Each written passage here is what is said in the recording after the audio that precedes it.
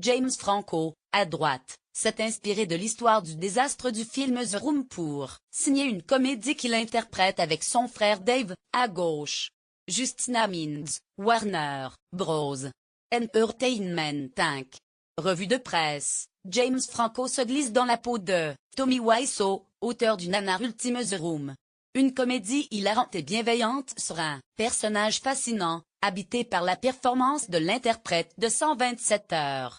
Mauvais acteur, scénario tiré par les cheveux, des passages flous, des scènes de gênant à vous faire hérisser le poil.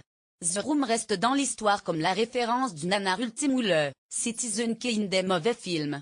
La légende est d'autant plus forte que lors de sa sortie en salle en 2003, ce long métrage de Tommy Wiseau a rapporté un peu moins de 2000 €, le tournage en a coûté quelques 6 millions.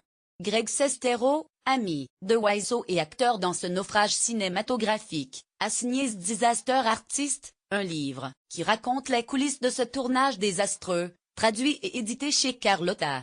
James Franco s'en est inspiré pour signer un film, en salle mercredi et dans lequel il tient le rôle principal aux côtés de son frère Dave et de son ami Seth Rogen, qu'en a pensé la presse hexagonale. Lire aussi, The Disaster Artist, Making of d'un nanar comme on pouvait s'y attendre avec le duo Franco-Rogen, qui joue le rôle du script. Les comparses signent une comédie déjantée dans la lignée de Délire Express et c'est la fin. Le film a même reçu une nomination aux Oscars dans la catégorie meilleur scénario adapté. La statuette a finalement été remportée par James Ivory pour Call Me By Your Name. Une récompense que n'aurait pas volé ce long métrage hilarant et brillamment écrit. Comme l'affirme Direct Matin.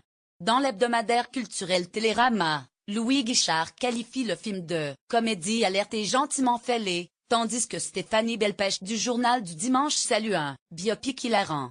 Certains sont plus nuancés, à l'image des Cahiers du cinéma, dans lesquels Joachim Le Pastier souligne un film correct, ou Le Monde, dans les colonnes duquel Tommaso Tinel résume une comédie de mœurs hollywoodienne plutôt bien tournée et habitée par la performance de James Franco.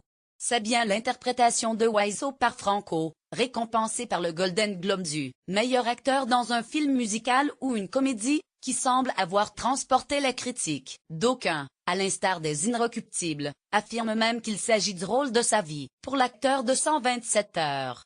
Même ressenti pour Julien Dugois du site avoiralire.com, pour qui James Franco ne joue pas Tommy Wiseau, mais le devient à l'écran. Marine Quincon, du Parisien, relève le mimétisme bluffant entre le jeu de Franco et ce Ed Wood moderne, personnage fascinant. Malgré les talents d'acteur, les qualités de réalisateur du natif de Palo Alto peinent à emballer l'ensemble de la presse. Si Stéphane Dreyfus de la Croix reconnaît l'interprétation amusante de James Franco, il note que le film pâtit d'une mise en scène faiblarde. Hommage au cinéma et métaphore hollywoodienne. Pas question pour James Franco de faire de ce long métrage une critique bête et méchante du plus mauvais film du monde. L'acteur-réalisateur y dresse un portrait en demi-teinte, à la fois drôle, désenchanté et plein d'empathie d'après les fiches du cinéma. Pas de condescendance non plus, note VSD. Une bienveillance qui permet de faire émerger un touchant portrait d'hommes et de femmes qui se fichent de leur manque de talent, affirme Daniel Bois dans les pages de Voici. Chez avoiralire.com, on compare volontiers The Disaster Artist au Ed Wood de Tim Burton. On souligne par la même occasion que ces deux longs métrages consacrés à deux des pires réalisateurs de leur époque reflètent tout de même un véritable amour pour le cinéma. Le chroniqueur du Figaro Éric Neuf voit dans The Disaster Artist un hommage au 7e article. Le magazine spécialisé Bande à part pointe du doigt la qualité d'hommage que revêt cette satire débonnaire du Room, au même titre que Mulholland Drive incarnait une métaphore hollywoodienne bercée par l'onirisme et l'illusion.